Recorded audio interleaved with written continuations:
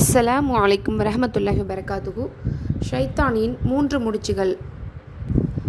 அல்லாஹ்வின் தூதர் ஸல்லல்லாஹு அலைஹி வஸல்லம் அவர்கள் கூறினார்கள், நீங்கள் உறங்கும்போது ஷைத்தான் உங்களை ஒவ்வொரு முறை தலையின் பின்புறத்திலும் 3 முடிச்சுகளை போடுகிறான்.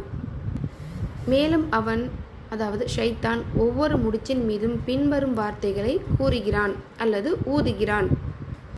இரவு இன்னும் நீண்டிருக்கிறது, எனவே தொடர்ந்து உறங்குங்கள் அல்லது உறங்கிக் கொண்டீரு.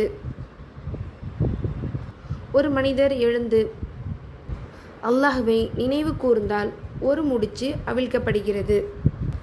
மேலும் அவர் ஒழு செய்தால் 2வது முடிச்சு அவிழ்ந்துவிடும். அவர் தொழுதால் 3வது முடிச்சும் அவிழ்ந்து விடுகிறது.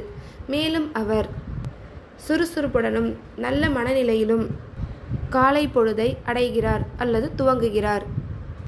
இல்லைன்னா அவர் சோம்பலுடனும் கெட்ட மனநிலையுடனும் அதாவது மனசோர்வுடனும் காலை பொழுதை துவங்குகிறார். ஆதாரம் நூல் அல் புகாரி 3269. நம்ம எப்போவுமே தினமும் தூங்கி முழிக்கிறதுக்கு முன்னாடியே ஷைத்தான் முயற்சி செய்கிறான். அதாவது நம்மளை 3 முடிச்சு போட்டு நம்மளை எந்திரிக்க விடாமல், அதாவது ஃபஜ்ர் தொழுக விடாமல் முயற்சி பண்ணிக்கிட்டே இருக்கான். அதனால தான் ஷைத்தான் ஃபஜ்ருக்கு முன்பே 3 முடிச்சுகளை போடுகிறான்.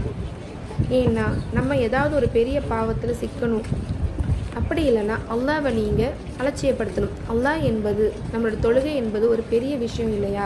அதை அலட்சியப்படுத்தி நம்ம உடம்புலையும் மனதிலையும் சோர்வையும் மன அழுத்தத்தையும் ஏற்படுத்துறது.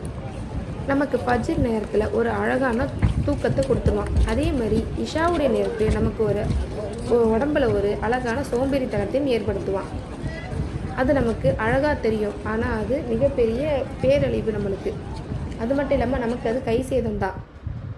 அல்லாஹ் கிட்ட அவன் தொடர்ந்து வாக்குவாதம் செஞ்சுருக்கான். ஏன்னா உன்னுடைய அடியார்களை நான் வழி கெடுப்பேன் இந்த உலகம் அழியிற வரைக்கும் அப்படின்னு சொல்லி. தூங்கி நீங்கள் முழிச்சிட்டிங்கன்னாவே அவுதுபில்லாஹி மினஷ் ஷைத்தான்னு சொல்லிட்டு அல்ஹம்துலில்லாஹில்லதி அஹ்யானா பஅதமா அமாத்தனா வ இலைஹின் நுஷூர் அப்படின்னு சொல்லி உங்கள் பெட்டை விட்டு நீங்கள் எழுந்துருங்க. அதே மாதிரி பாத்ரூம்குள்ளே நுழையும் போதும் துஆ ஓதுக, பாத்ரூமை விட்டு வெளியே வரும்போதும் துஆ ஓதுக. இது ஃபஜ்ர் தொழுகிற போது மட்டும் கிடையாது.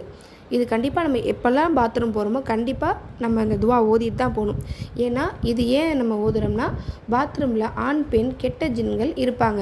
நம்மளை பாத்ரூமில் அழ வைக்கிறது, நம்ம தேவையில்ல சிந்தனையை நினச்சி சிரிக்க வைக்கிறது எல்லாம் அவங்களோட செயல் தான்.